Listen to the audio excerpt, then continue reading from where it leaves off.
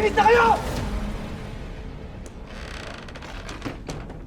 Siguraduhin nyo magkahiwalay yung mga nabubulok sa hindi nabubulok.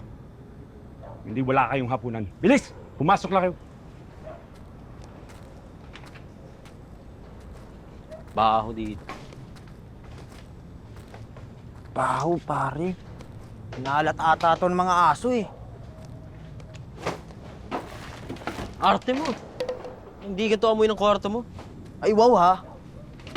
Mabango yung bahay nyo.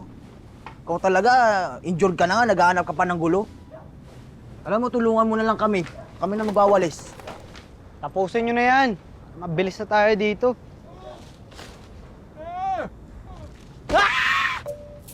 Ano yun, pare? Teka. Baka dagayan.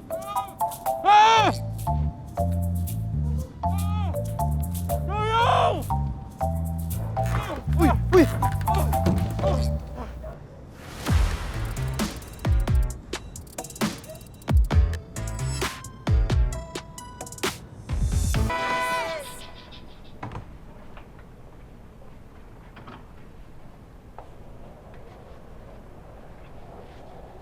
Go to your room and rest, okay? May pag-usapan lang kami.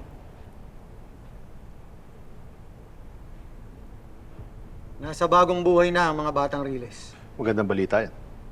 Talaga bang doon mo sila pinadala? Dahil ano, nagigilty ka na namatay si Meng sa sunog? Huwag mo akong pisan, Scarlett. No need to fight.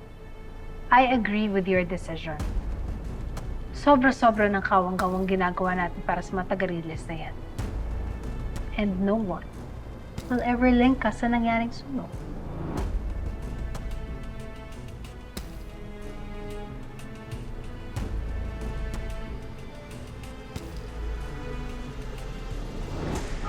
Malayo ako!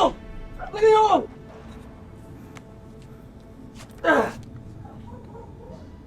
Sino kayo? O, sige, Dlat. Ito, si Dagol. Ito naman si Sig. Sino ka? Kayo yung taga-Riles. Narinig ko ngayon yung dating nyo. Ako si Christian, pero tawag nyo na sa akin dito, Kulot. Halika, dadaling ka namin sa clinic. Wag! Bakit? Baka magtanong yung nurse kung saan ko nakuha to eh. Oh. Tsaka lagot ako kay Soap. Magutom ako. Kumain na ba kayo? Secretary, sir, hindi niyo po ba talaga kayang kumbinsihin sila imahanan na sumapi sa amin? Naiintindihan niyo naman po kami, di ba? At saka, sir, ani naman po namin yung lupang yun. Eh kung abo na yung mga bahay namin, wala po kaming pera para makapagpatayo ng bagong bahay. Mabuti pa po siguro, paupahan na lang sa RV Realty. Wala akong authority sa mga issues na may kinalaman sa lupa ninyo. Pero sir, Ano ba naman, Dolor? Sana naman magpasalamat na lang tayo sa tulong na ibinigay niya sa atin pagkatapos ng sunog. Ito problema natin sa lupa. Tayo dapat nag-usap-usap bilang taga rito sa Sitio Liwanag. Pero alam ninyo, kung mapagdidesisyon ninyo mag-stay dito sa Sitio Liwanag, handa kami tumulong para may pagsisimula muli kayo. Salamat po, Secretary. Mag-usap kayo maigit tungkol dito, ha? Sige po. Balikan lang po namin yung pamilya namin. po sir, Sabi ko, mag-usap kayo maigi, na pinakamaganda. bahala sa amin ha. Kasama ka namin, sir. Muna ako. Babantayan ko lang to. Nakatingin pa si Yani sa atin. Tara. Sir, mauna na po Sige. kami ha. Maraming salamat. Okay. Sige.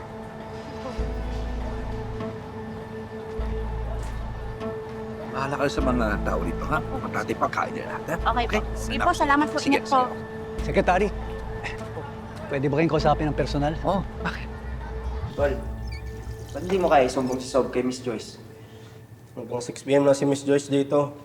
Sino magtatanggol sa atin paggabi na? Diba? Tsaka mas maayos na rin yun para iwas tayo sa gulo. Kaya lang, minsan napag-iinitan pa rin.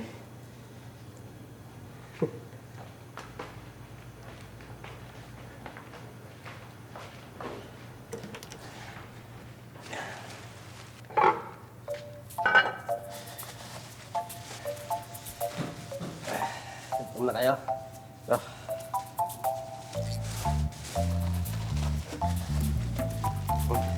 Tol, alam naman namin taga-release kami, pero kadiri yan eh. Kadiri, kesa magutom, di ba? No choice na tayo. Tsaka nilinis ko naman tong kubeta bago ko lagyan ng pagkain eh. Oh, buti hindi yan nahuli dyan. Okay lang yan dyan? Oo, wala na rin naman pumapasok dito eh. Prado to.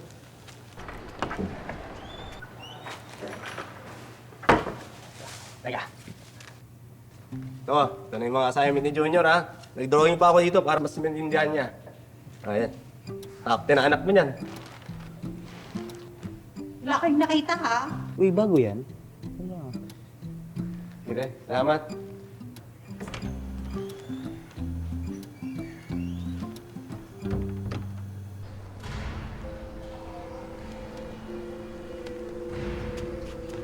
Sa marunong ka dumiskarte, lulusutan niyo si Sob.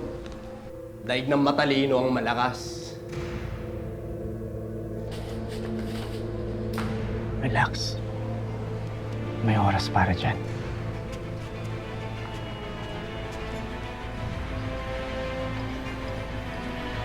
Ayan, Salvacion. Yan ho, tawagin nila dito. Nagkakakila makilala. Yan. Yeah. Salamat, Sek. Gusto ko sana magpasalamat Sir, dun sa alok niyong tulong para makabaon kami muli. Wala yun. Pasensya na rin kayo dahil puro gulo yung dadatan niyo dito Hindi naman ganun yung mga tao rito. Mabubuting tao matagariles. Nako, Yani. Alam ko yun, mga mabubuting tao sila. At alam ko rin na isa ka sa mga matitirong tao rito. Kaya sa tingin ko, pwede tayo magkatulungan dalawa. Anong ibig niyo sabihin, sir? Hindi ba nasa Boys Town yung mga batang nagsimula ng sulong? Yung nga yung balita ko Alam mo, may mga ex-residents ng Boys Town na simula nang lumabas noon ay nawawala. Kailangan malaman kung ano nangyari sa kanila. At sa tingin ko, Yani, pwede mo ko matulungan.